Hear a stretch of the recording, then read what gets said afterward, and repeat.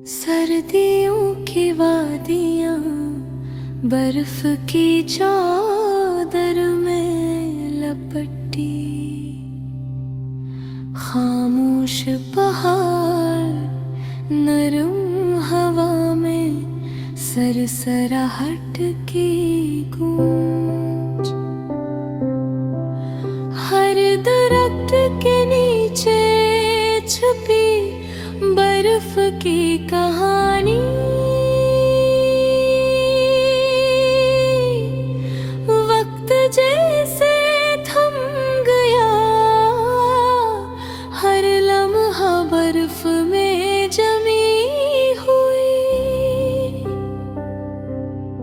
दूर कहीं सन्नाटे में पहाड़ों की गूंज, सर्द धूप की नरम चमक बर्फ पर पड़ती हुई।